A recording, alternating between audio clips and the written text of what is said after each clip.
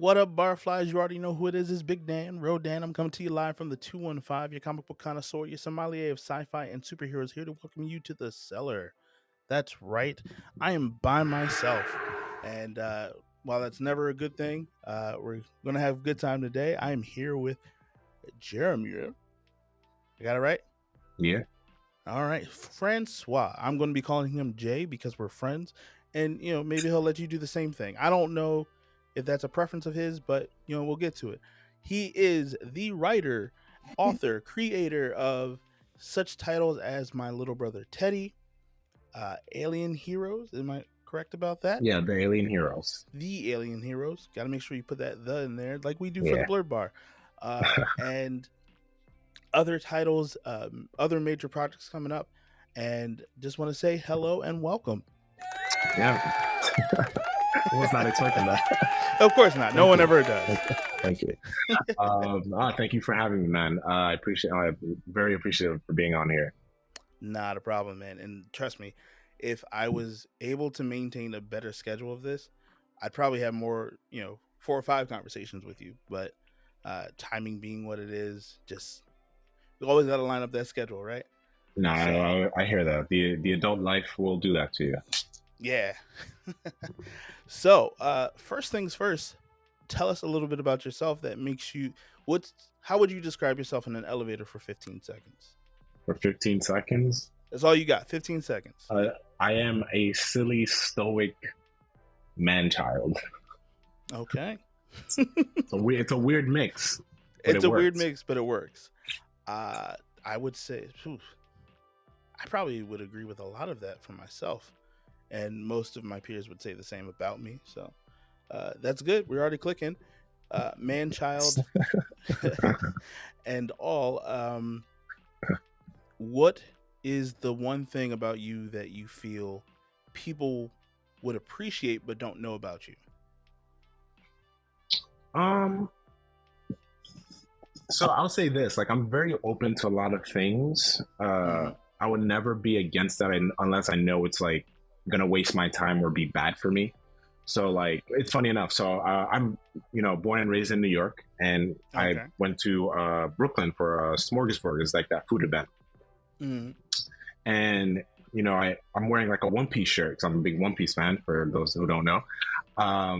And the guy's like, "Hey man, you One Piece?" He's like, "Yo, that last episode was crazy." I was like, "Yeah man, I know, but I read the comics." And he was like, "Nah." He said, "I don't like those readers. Readers are all high and mighty." And I was like, "Nah man, I like both. I've been watching. I'm 30. I've been watching One Piece since I was 12. It's all this. I love it all. So I'm never gonna gatekeep anything. I'm all around. Now, what to kind of answer your question, I don't like the inverse where, like, growing up I didn't listen to a lot of R&B and stuff like that. So when people talk about stuff, I don't know anything. So that I don't know much. I don't know the names of songs, but if I hear it, I'm like, I know what it is. I can probably tell you the artist. I'll be like, oh, that's Usher. I just don't know the name of the song.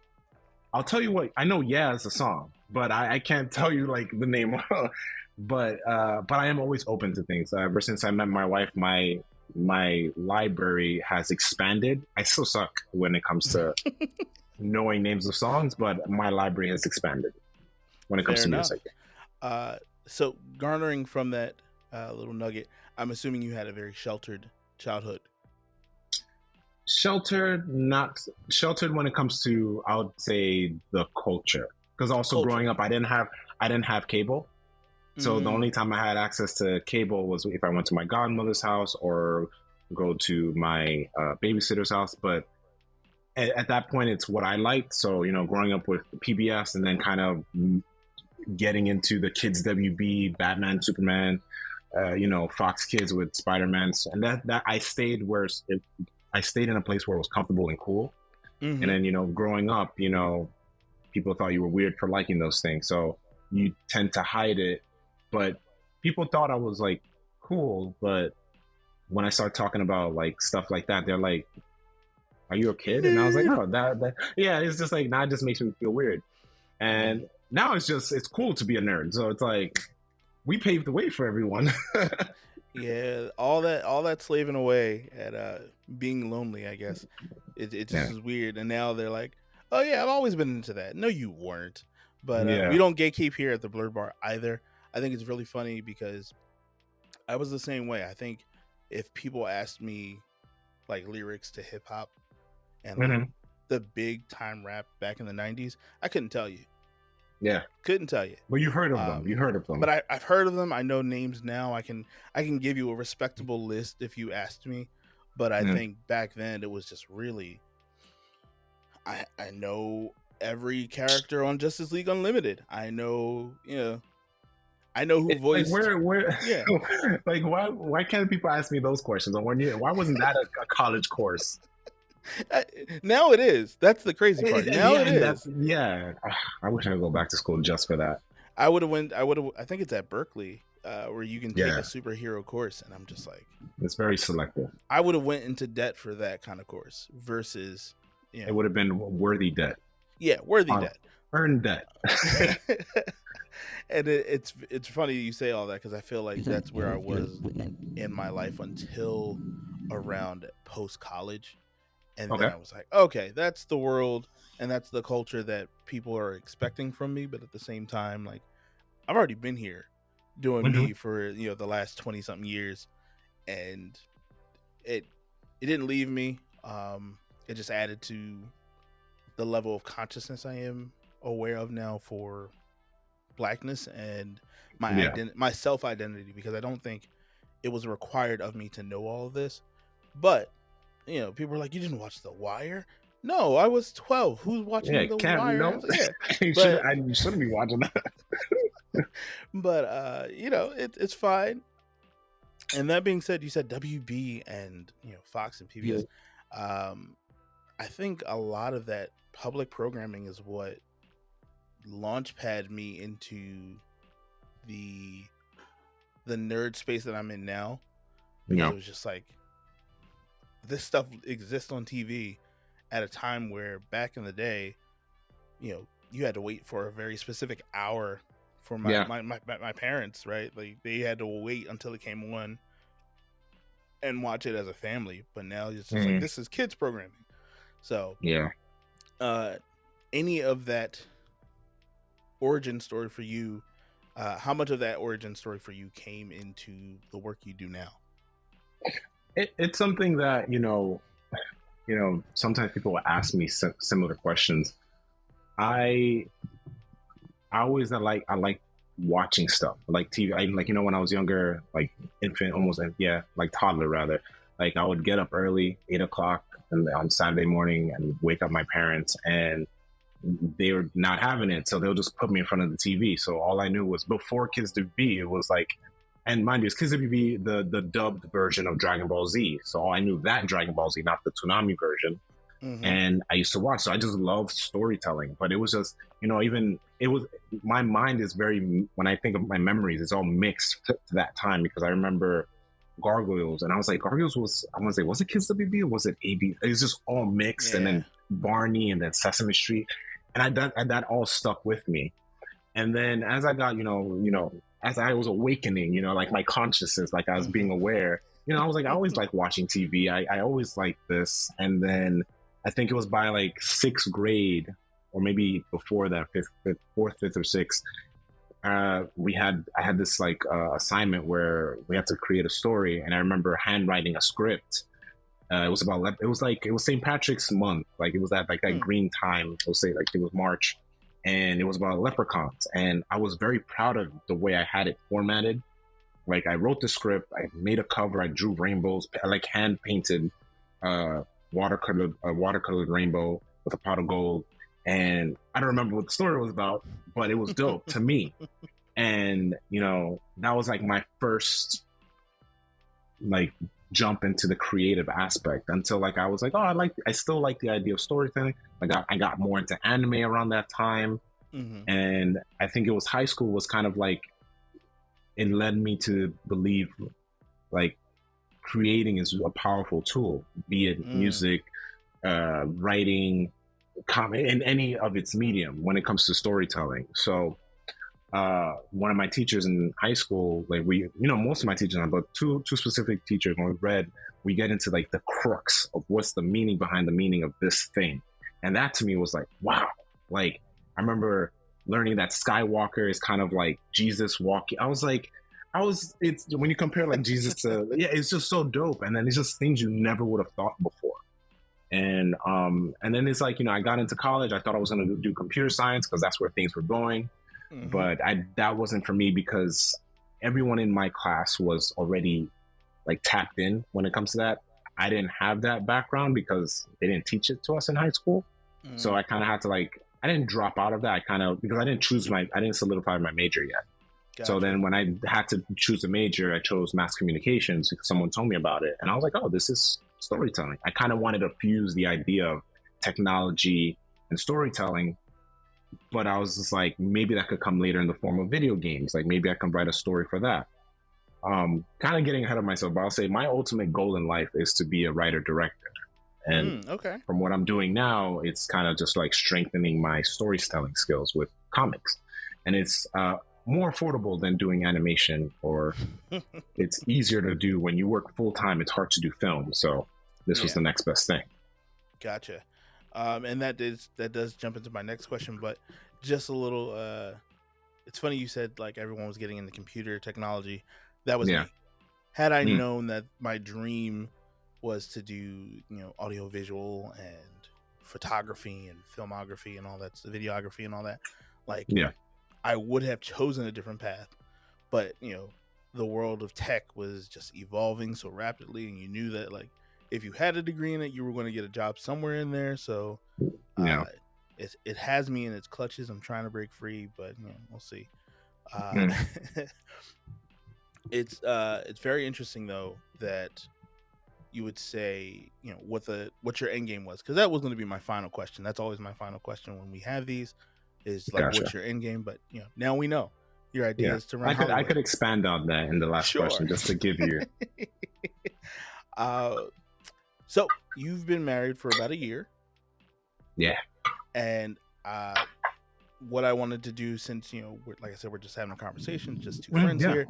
How has managing your time as a creator been versus managing your time as a husband? So me and my wife, we've been together.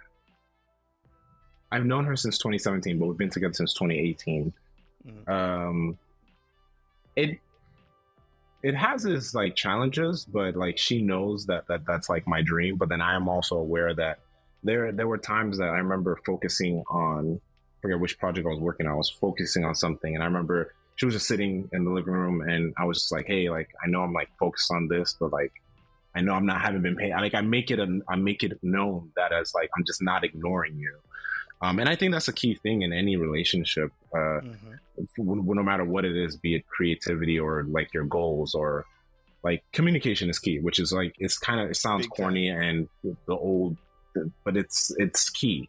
You don't say anything, then there's a problem. So she's very supportive of that, and I appreciate it. She tends to talk about, she's also, I just want to shout out, she is a writer. She did, self-publish her poetry book through Amazon during the pandemic. So it was in 2020. Hey, we accept shameless plugs here. Shamelessly plug. Yeah, your wife. Say it's called, we'll put the links in the bio. Yeah, if you like poetry, it's called Retitled. It's always in my link tree, so it's just sitting there if someone discovers it. But yeah, she's very supportive, and I tell her look, my passion, my love is for creating is like up there. Like I want to make things so I can share with people, but then I'm also like, being someone that didn't have a lot of money. I have this taste for bouginess, so I do want to support us and a future family that we have together. So I'm not looking to be rich and famous, but I want to be, like I always tell people, I want to just be renowned. Like I want to be comfortable taking care of my family. And then also I'd never want to be, and I don't have any business sense, so I never want to be like a publisher. I would just like to stick with creating. And then she's down for all that. I even have my own podcast too, where I'm doing it with my best friend, where we've always talked about it since college, and we finally did it. It's a 2-year anniversary for us. Mm-hmm. So we're just like finally, we've been doing that too. So she's like supporting that as well. She throws shade all the time where I'm like, okay, it's time for you to, she's like, all right, I'll go to the room now because I kind of don't have a office. So she's like, I'll go to the room, and I'm like, all right, and I can just start. So we do it every week. Yeah, man. And it's funny you mentioned all that because I feel like we're very aligned in these ways, and Mm, I'm glad that we're having the conversation because you don't know until you talk to somebody. But mm. take it from somebody who's been married for going on 6 years.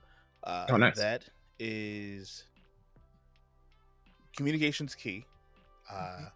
Don't lose it. Keep that at the forefront of your mind at all times. There will be days when you forget that communication is key, but I nothing more than that. Just encouraging you, man. Like that's going to be it's going to be the same reason why you stay passionate about what you're doing, Mm, and at the same time be a reminder that that's only a piece of who you are.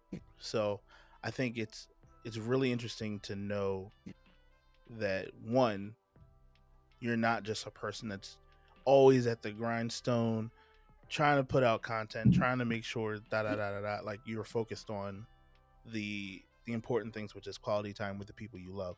So yeah. yeah, man, I support that 1,000%. When, and we probably discussed this, but when Well, did it feel like your hobby transformed into your passion? And like, was it a very splendiferous moment? Was it like a light bulb went on? Was it thunder cracking through the glass and you being blown away from your desk and you're like, this is what I want to do forever? eh, I don't think I can really answer that question because like I've always so like when I graduated, so I graduated college in 2015. So like my first job, I just needed a job, so I was working as a doorman slash porter for a building in downtown, and I spend most of my time reading there because you're sitting at the door. So I wanted to look, intelligent. Not that I was trying to show people I was intelligent, but like I didn't want to just be on my phone mindlessly scrolling through whatever at the time. Um, it was Instagram. I'm not that old. It's still Instagram. But I have my notebook that I've carried with me since high school, and I would write in there because I had old stories from high school. Because it was in this English class in high school, we had to write every day, no matter what it was. So I used to just write stories, like summaries. So then when I was at my doorman job, I was like, okay, I have this idea. I'll just jot down ideas. I'll just jot it down, and you know, I've always liked writing. And then I think, I always had the idea of writing these 3 novels. It never came to me that I would write comics because comics to me was like, oh, I gotta work for DC or Marvel. Like I gotta find my way in there. And especially like people like us, like you heard of Godhood and uh, Black Sand, and it's like I don't think they didn't exist yet. Maybe they were kind of starting at the time. I know Godhood was starting in 2017, but Yeah. like during 2015, 2016, that wasn't a thing. And then I knew Black comic writers and creators existed, but they weren't like up there. They weren't like grinding as hard as maybe they should be, or they just didn't have the opportunity. So again, for someone that didn't have anyone to like, I guess, look up to, I was like, oh yeah, I have to work for DC or Marvel or create a story that, I can get into like Image. So I would just stick with that. And my mind canon was, oh, maybe I'll get an office job somewhere, maybe working. And that's also when I was trying to grind to get an internship where most of the internship required you to be in school, but like no one really said that. I crocheted at my counselor at the time in school. So I had one internship at a radio station, but I was like in upstate, like Yonkers or Westchester, so it wasn't like serious. So fast forward, I meet this girl, which is now my wife. She was like 2017. She was like going through her own stuff, so we kind of like drifted apart, and that really sucks for me because also at the time of drifting apart, it was my mom got sick, and it was just like it was tough. I didn't know what to do. I was like, oh man, like I'm from Washington Heights. Washington Heights doesn't even exist in a Spider-Man game. Like it just goes like slightly up to Harlem. So like I'm just a kid I'm like I saw myself. I'm I know, sorry, and that I was did, great. That's and a great no, no, nugget of fun fact, right? I always tell people that it's just like there were times like I would have like random tangent. That's the thing we do on our podcast. We do tangents, but I'll just Mm. keep it small. Random anecdote, like I would order something from like an obscure like website, like to get like some sort of toy or something, and it's just like address doesn't exist. So like I used to laugh at myself, but at the same time, it's like we do exist. But yeah, so like I just felt defeated. I even wrote like a long piece of like autobiography for myself, just to like share with like keep it to myself, and something I wrote in college, but I kind of reworked it into like a 2-page thing. And then I was just like depressed. It was a sucky summer, and I wrote a Ninja Turtles spec script that I'm a big Ninja Turtles fan, so just throwing that out Okay. there. I love that. I love that show, or love the franchise, but I love the 2012 version, so I stuck with that. And and that's another thing, characters, when I hear them in my head, I feel like I can mimic when I write them down. The dialogue comes naturally to me. So I wrote this spec script, and this kind of like gets into my first comic, my brother Teddy. I met the artist for that. I don't know. I forget how. I can't tell you how I met him. He was Instagram or Tumblr. I think I was like fading out of Tumblr at the time. But I reached out to him and I was like, hey, can you like, and this was a birthday gift to myself. So it was September. And I was like, hey, can you draw these Ninja Turtles for me? And like with these instructions. And he did all of them. And I'm like, this is magnificent. So then I wrote the script. I was like, oh, this is cool. And at the time, my best friend still lived in the Bronx. We hung out, and I was kind of telling him the story of the Ninja Turtle. And he was like, because he was playing. He's like, when he's playing, he's super focused. And then he like paused the game. He's like, you wrote this? And he knew I was a writer. He knew I like to write. But he was like, you wrote this? And I was like, yeah. And then he's like, dude, that sounds like legit. And then I was like, that kind of like boosted my confidence up. And I was like, okay, if he really did, he always said he's my number one fan. So I'm like, all right. And it's not like some, can I curse on here? I don't. If you have to. Yeah, right. Okay, like, so if it's necessary, we're never going to be like, hey, don't say that, right? don't do that. Yeah. And if it's too crazy, you can bleep me out, in post. Oh yeah. But he's like, yo, that's dope as shit. Like, and I'm like, that like boosts my confidence. So when I can, after the recording, I'll send you like some images of definitely, that. Man. I'm trying not to nerd out. I want to get through the interview portion first. We can have the tangent. And I just got to go like this right now. I want to get through the questions, honestly, but at the same time, I feel like the conversation is more important. And I was really about to stop you and be like, who's your favorite Ninja Turtle? I will answer that for you. I love all of them. I'll say that first. That's fine, right? Like, we love Ninja Turtles. I relate more to Leo, and also because I love swords and katanas, I like Leonardo. Okay, and so you're a cop. And that's you're a cop. That's fine. You're a cop. I'm fine with that. We'll still be friends after this, but you're a cop. I'm assuming you also. I assume you also like Cyclops. Oh no. Okay, we're good then. All right. Cool. We'll talk about that later.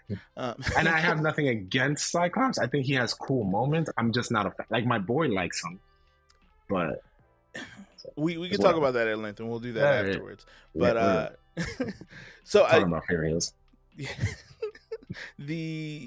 I think the passion moment, if I could, take your words, was when your friend affirmed how dope it was that you were capable of writing, bringing to life characters that already existed, and it almost, that's how it's not mimicry, because you still did it independently, but you're capable of doing already established characters, so you already now you can do your own stuff, and you hit the head on the nail on that. So like, all my friends knew I wanted to write, but he's my best friend, so like that kind of, I didn't really have anyone at the time. Like, my parents know that's something I want into, but like, so I'm Haitian, and my parents are I'm first generation, so I was born here, they were born in Haiti.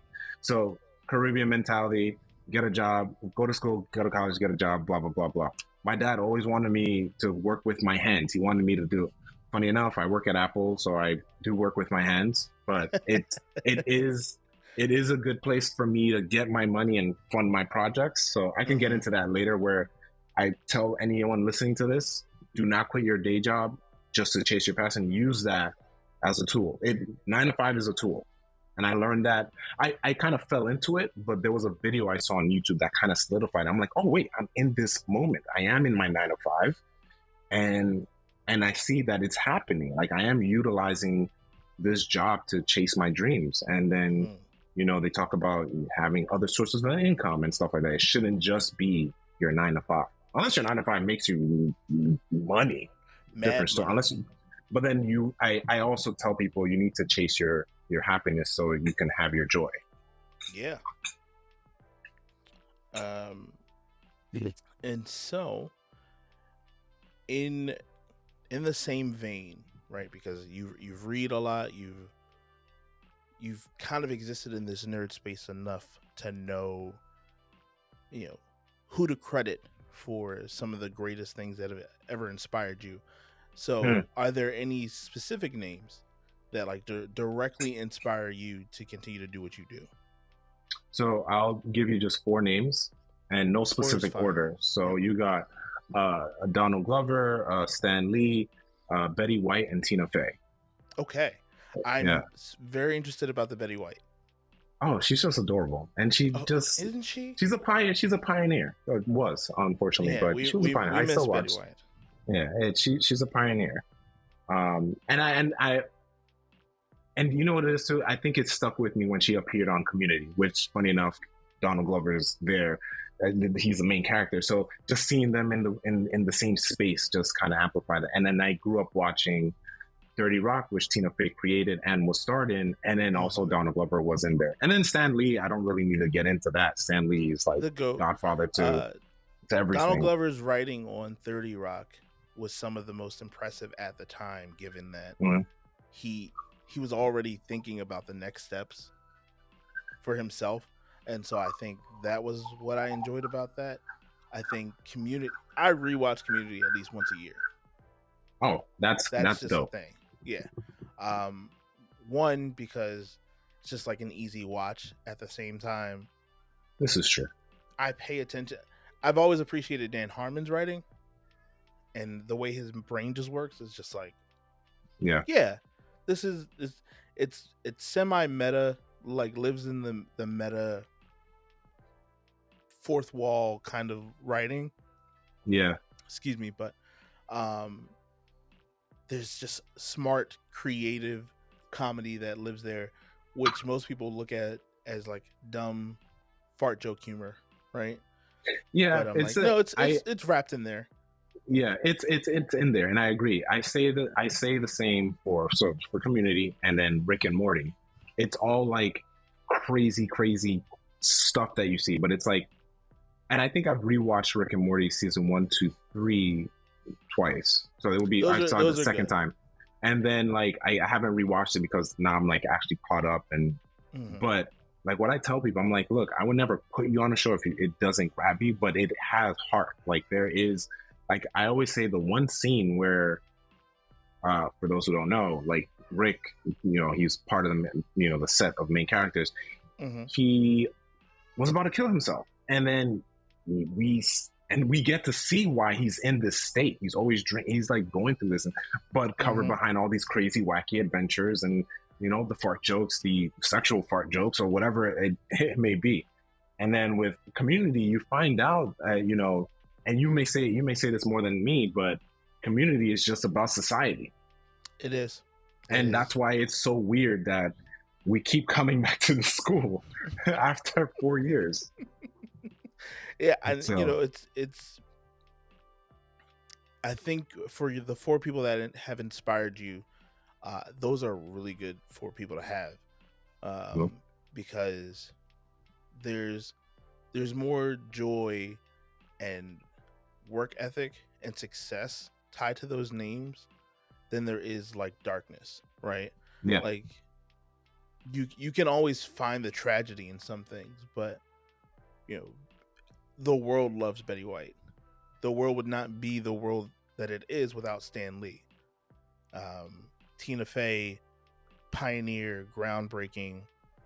I'm gonna do me, and if the world wants to tag along, they can. And then Donald Glover is just like, he's Donald Glover. Like, I'm not in this, love. but yeah. Yeah, I'm in love with his like multi hyphenate too. Like I want to just write. I can't rap. I remember trying it because when I listened to Childish Gambino, I really got heavy into him the tail end of my high school year, because that's when I heard Freaks and Geeks, and then I was like, oh, Donald Glover can rap, and I know he does this. Like he's been doing this when I discovered him. And then Camp released in my freshman year in high school. So, I'm a freshman in my dorm room listening to that over and over. And I'm like, oh, this album is me. That's me. Yeah. And seeing him do that. So I remember I used to like write, lyrics here and there. And to be honest, I was impressed with myself that I did it. Unfortunately, I lost those notes on my old phone, and they're gone. So they're gone in the ether. But I'm happy that I knew I could do it. But I don't find a passion there. But if I can create in some way like that, I would. Mm-hmm. And seeing him meld film with music, it just works. And especially with because the internet, it was another thing that was like, oh, like this, I'm here for it. I'm here for this this thing. Now to talk about your works, because that's why we're friends and that's why we talk to each other. My Brother Teddy. I'm going to give you what I saw reading it. Yes, fire. The first thing that came to mind was Calvin and Hobbes. Ooh, okay. Don't know if anyone's told you that or giving you that nugget. That sounds. I don't think anyone said it, but that you're probably the first to say it. Okay, here we go. Because what's funny is my journey into being this comic book connoisseur that I am was, as a kid, my dad always got the newspaper, and I went straight to the the funny comic pages and all that, and I would read all of them. I would never skip one. So Peanuts, Garfield, Life of Id, Patty, like all of these, they're old and they're like your grandpa, your grandma's favorite stuff, but I never skipped them. That's how I even got my gateway into Marvel, was reading the 1940s Captain America and all that. So anyway, Calvin and Hobbes was one of my favorites because Calvin and Hobbes, everyone else sees this kid with his, stuffed tiger, and meanwhile he's having these deep conversations and journey, these trips and imaginations. And so I saw that and I read My Brother Teddy. And you don't really read My Brother Teddy. It's like experience. Yeah. I will also give you the credit and the honesty that it's one of the few single shots that have brought me to tears. Really? You're probably one of the few. You know what's crazy? I don't think anyone writes to like evoke a feeling, but I had. Like, you're one of the few that said it, and someone emailed. So through SourcePoint Press, someone reached out to SourcePoint to get to me because they don't have social media, and they said like, "Wow, like I really cried at this part." My manager, who like bought the book, didn't read it, but his wife cried. I went to a comic book store; they said the same thing, and I'm like, it feels weird to hear someone tell me that, because I was like, I don't know how to feel and I guess respond to that, but I want to say it's good. Like I would say it's healthy. It was there. It was cathartic in the sense, and this is just my take on it. And I would encourage anyone that's watching or listening to be quickly going to his links and purchasing this, because it's childhood remembered but childhood lost. It's not losing your imagination. It's like a cautionary tale to hold on to those things, to be childlike but not childish. And I don't know if anyone has even told you, like, this could be your bread and butter if there was an animator that, came alongside of you. My best friend said the same thing. I even have a Bro. post on. I have a post on my IG where I had someone do like a side scroller. Like, what if it was a video game and it's just Teddy? You can see the Teddy transform into Big Oh Teddy, and man. yeah, that when you get the chance to look, Merchandise yeah, that you like, if you were big on capitalism, this was it. This is it. This is where no, you could do a syndication, a TV show syndication. This made me remember what it was like to be that kid growing up watching, WB Kids and all that, because it's just like, yeah, and you can follow it up all the way up until like adulthood. Any other, this is just spitballing, and none of these ideas are owned by the Cellar. By all means, you can take them and do what you want with them. I'll just like to be in the credits. Whatever I can do to help produce it, I will do that. Yeah, but man, this I got you, man. My brother Teddy, and I'm trying not to like dwell on it too much so that my eyes don't start watering on camera. They don't get glassy. But this deserves more attention than it has. Yeah, and I will do whatever I can to make sure people know. Like, I appreciate it. Go find this, and don't, like I said, it's not really a read. It's an experience. It's an experience, as you said. Yeah, it's so funny enough. Like, so I made this. Same artist that did my Ninja Turtles pieces. I remember hitting him up. Also, I made this when my best friend moved. He moved to Florida. This was before the pandemic. And then when the pandemic happened in 2020, artists reached back out. He's like, "Hey man, I got a lot of time now. Let's do this." Sent him the script, and we were just working it week to week. And initially there was no music. So I'm not sure. I'm sure if you didn't listen to music at all, but there was no music. The music was fire. Yeah. So that was done by Lauren Brianna Ware. She's from Wisconsin. She did amazing. And you know what? And the reason I want to give her more credit, because she kind of did with, I don't want to say bare bones, because sometimes I would send her pictures, but there was no color yet. And I know color's supposed to kind of inspire, like, with the music aspect of musical it. tones, yeah. Yeah, so I was just like, oh, nah, let's, okay. Then when I get the color, I would immediately send it. I was like, look, let's just do this. But luckily, it was with my direction as well, because I was kind of like, let's try. I want to hear these kinds of sounds for. And then she like hit the head on the nail on that. But so yeah, like it was like I got the book done, and then I was like, I just don't want this to be a picture book. I just don't want it to be that. There's no dialogue. I was like not gonna have. I'd even have like lettering done. Like there's no clanging of swords. There's no swishing of. And I was like, there needs to be something else. And then I hit my friend up. I was like, yo, should I do a soundtrack? Because the thought came from, and I feel like you might know this. When you go to your library in school, and there was like the cassette that came in so that's where the idea came from. But obviously I can't do a CD or cassette, so I did the QR code, which is like in now. So that will always come with every book. So he was like, yeah, you should do it, man. And then I think a month later, that's when I was connected with Brianna, and again, she knocked it out of the park, and that's how My Brother Teddy became a thing. Listen, man, I've been keeping it under wraps just until I spoke to you, but I was like, My Brother Teddy could go so far. Like, hey, you're not the only one. And you know what it is? I always told people like this. For now, it's only like it was the one shot. This was my knocking on the door on the industry. Like, hey, look at this. And hey, I'll say this here first, or I've said it here. I've said this to many people. I did it before DC Comics. The idea of music and comic, they did it. But like it's not like it accompanies the book. Like you have to listen to the music with this. Where they did it with their Justice League Metal, which is not like something like it has to. So I always say I did it before DC. So we'll take that.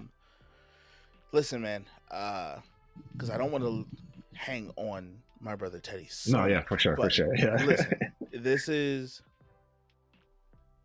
I would say, guard this so hard, like. Because there's going to be people, I know it. I know people are going to be like, hey, how do you feel about doing that with My Brother? And if you do one shot, that's it. And just, you make sure like no one can touch it. that is, I respect that move. I'll want more of My Brother Teddy. I would love to do a 2D side scrolling, or a 2.5 side scrolling Yeah. game. I would buy into this so much, but at the same time, I'm like, it's probably as good as it needs to be, as great as it needs to be, Mm. and that's it. Yeah. Because so many times we think about like universes and As world of at building, the modern times, yeah, especially and with Hollywood. yeah, and even as a comic book guy, from the '80s, it's been a thing. Mhm. But Yeah. you're like, oh, what's the multiverse look like for Teddy? And like, does Teddy actually exist in another universe? And all these questions that you could ask just from reading that one shot, and it's just like, no, it's good, it's great the way it is. And Yeah. to move on, because like I said, Yeah. I'm talking. I When could stay on that. my wife was like, all right, get a room, and I was like, I'll read it again later. And like I said, it's not a read, it's an experience. So Yeah. anyone else that wants to experience it because you're like, he's overhyping this. No. If you miss the child you used to be, go read My Brother Teddy. I'll That's it. say, and if you're concerned, for anyone listening, if you're concerned about buying it, on my website on Gumroad, the first 5 pages are free. I think the same on I would say Global Comics. I think that's another digital website. Like I have it. Like if you go on Gumroad, you purchase it for $0, or you can donate. And then Oh you no, they can need to just support you. This is no, for sure. People but for every, you especially with can't. my future projects. Yeah, how do you put $1 on the experience, right? That's the only Yeah. thing. That's where I conflict a little bit, because I'm just like, I don't know how much I would have paid to feel this way, but I know it's Well, not $1. So, well, but I appreciate that, man. I want to say thank you, because I think it's yeah. important when people write like that to be, there's a level of genuineness to it. Yeah. And It's something that's a little lost. Like, again, when I wrote it, my best friend moved. It was a story that I was like, oh, this is really dope. And it was, I wrote it in a point in time, and that's why I call it the one shot now. There's always a possibility I can make something of it. I do have an idea. There could be, like, I don't want to say no, like, oh, I'm never going to make anything. There's always an idea that could come after it. To me, if the story actually happened, it's not like, it is also a metaphor for me. At the end, when he talks about reclaiming, I'm speaking to the audience, like, reclaim what's lost, reclaim what's, what you lost, or what for anyone, like for anyone, any person of color, any like, just whatever was lost to you, reclaim that power, job, like, you own it, grab life by the horns. And it's kind of like ends, because it's like, that's what the kid is doing, but physically he's going back in that closet. Yeah, man. And it was, yeah. All right. So so the other works that you have Yes. are big time departures from My Brother Teddy. Yeah.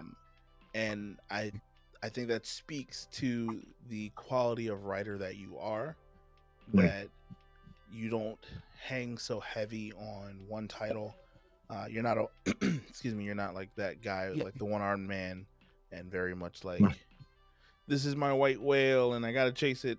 You're diversifying the level of creativity, and I think it speaks to that inspiration you get from Stan Lee and Donald Glover, of just like, I'm not going to be put in a box. And the Alien Heroes, for me, took a little bit to get into, and only because of not the art style. The art style is familiar, it's engaging, it grips you. I think I struggle now with getting into like those pilot issues, those issue number ones, and I'm like, all right, let's just jump to it. Let's get there. But I know that it's necessary, especially during comics, to make sure you establish these characters before going into. And so I was like, I'm giving that grace to it. At the same time, I was fighting myself of just like, I I'm know like, that but feeling too. he was like, he did my brother Teddy, and now I got to do this. And I was like, no, that's not fair. Give them both the Yeah. chance. And I did. And I think you have something really great there. Right.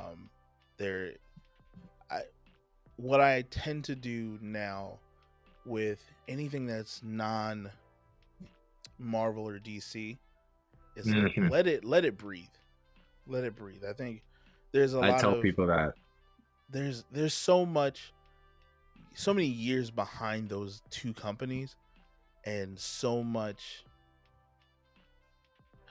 I would say, shiny junk established for a lot of these characters, that you're like, oh, you could never reach the heights of Batman, you could never No. reach the heights of Spider-Man.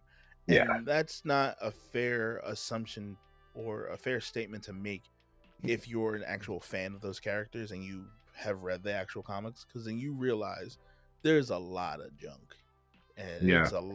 it's they just pump them out after a while, and then otherwise sometimes you get really good writers on the series, but other times you're just like, these characters already, and so that's not fair to the people who make new characters. True. And I yelled at myself and was like, nope, Alien Heroes has so much potential, and there's a level of there's a jewel that it's open to more than just the older comic book reader. This is a gateway for a lot of like teen to and up, and I was like, oh, he's going far with this one. Yeah. So Like yeah. So with the to kind of like reiterate on what you said, kind of like steal from what you said. I always tell people that it's like, for TV shows, I used to have a 3-episode rule, but I feel like that's not enough, so I always give it the 5-episode rule.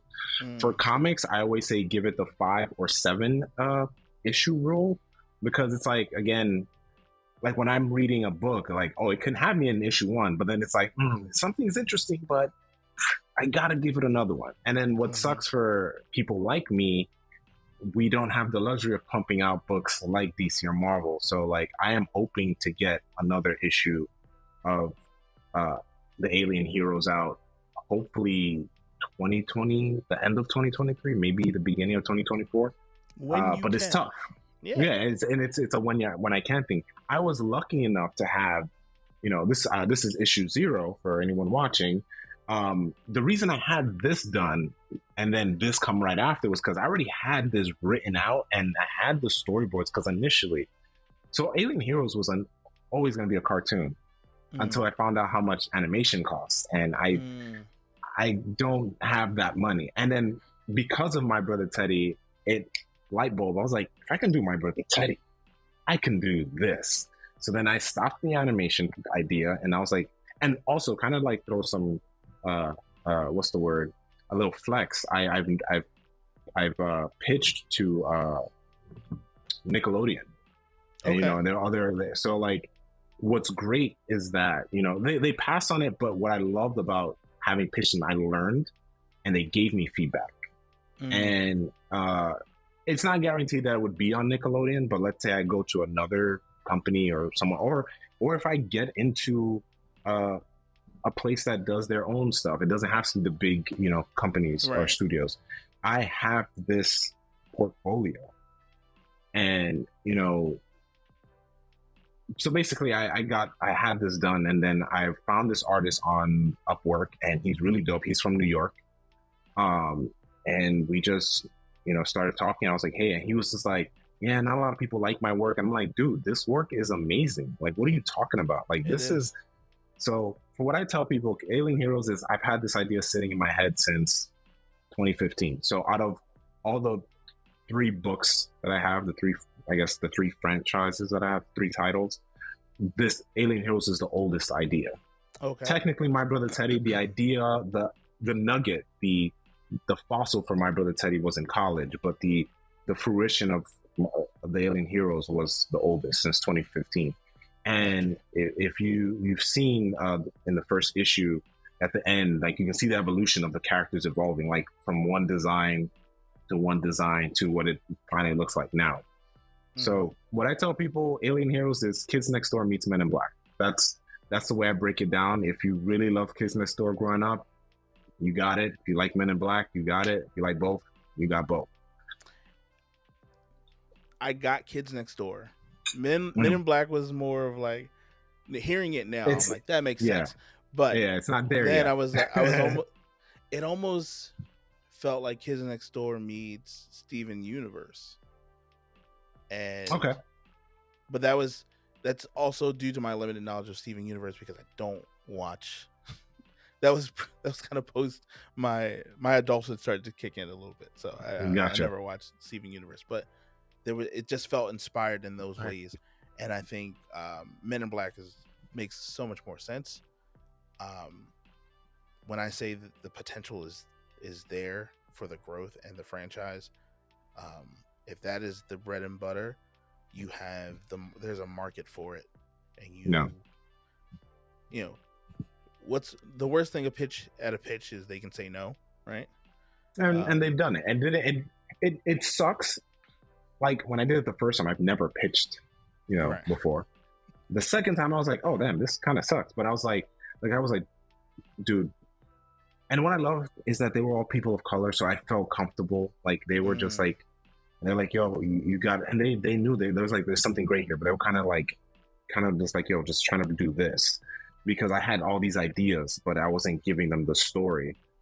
And I'm kind of going on this self-discovery especially with my culture. So like my main character, Arby, who's a Martian, kind of trying to tell my Haitian history with the Martian history, kind of like tell a story. And because my thing about, growing up, I always had, I guess, I don't want to say innate or subconscious feel like hate for myself in a sense.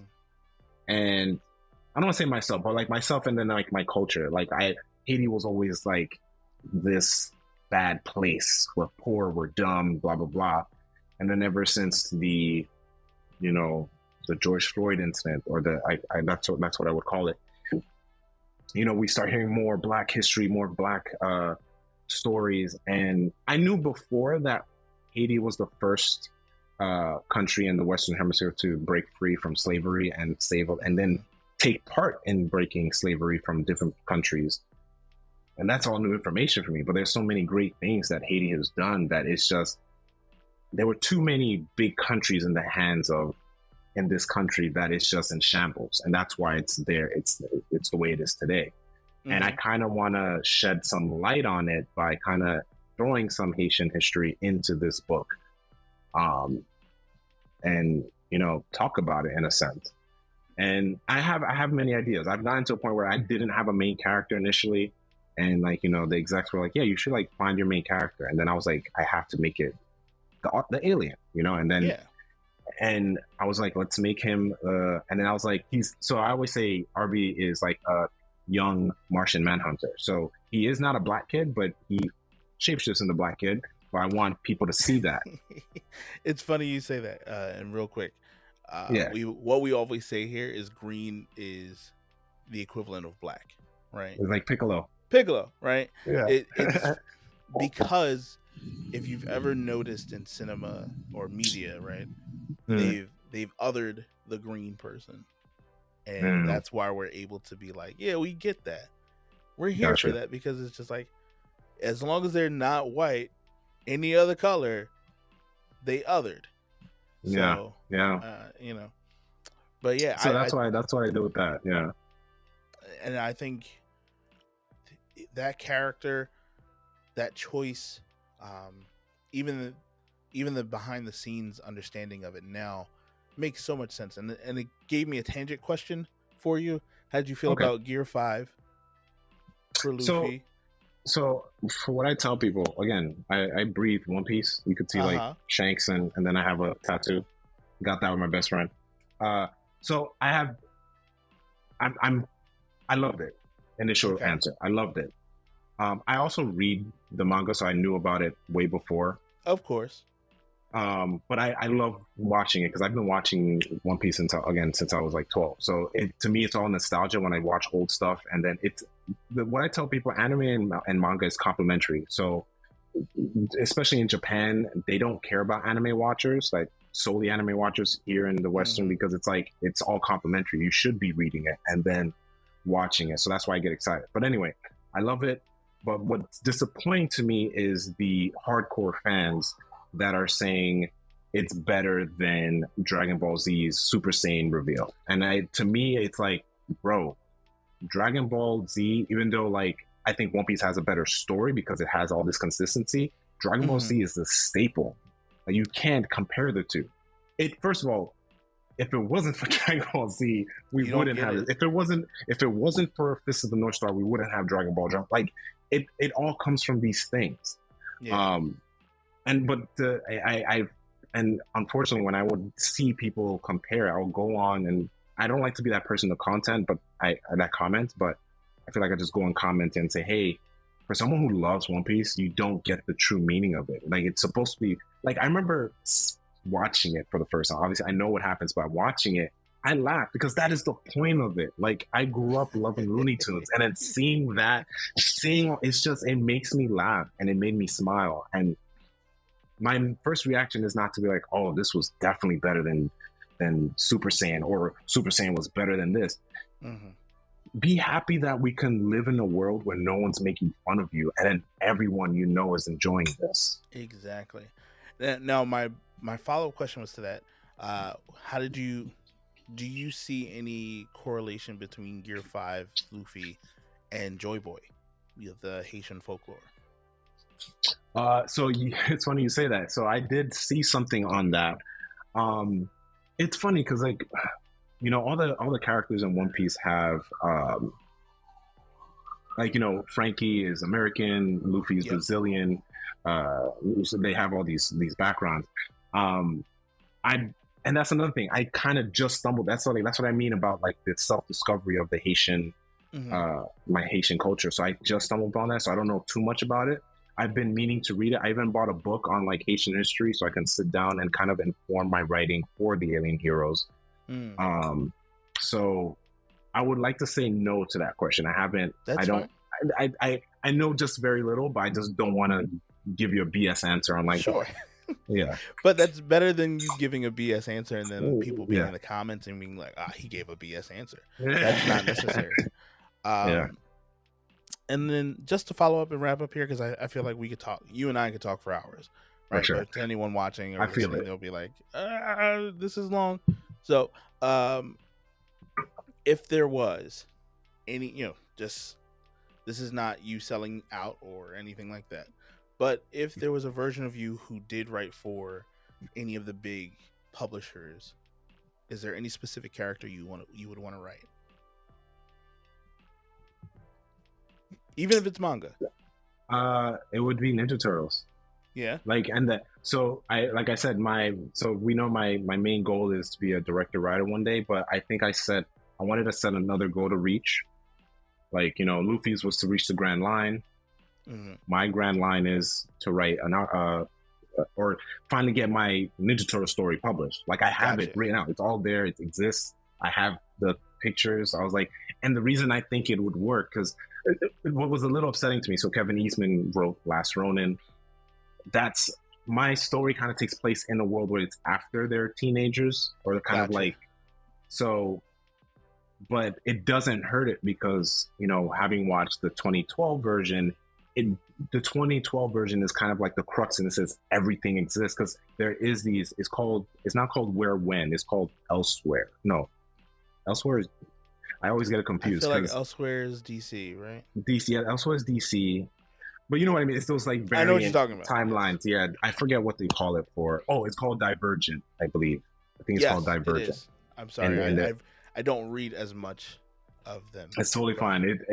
We can get nerdy all day. So yes.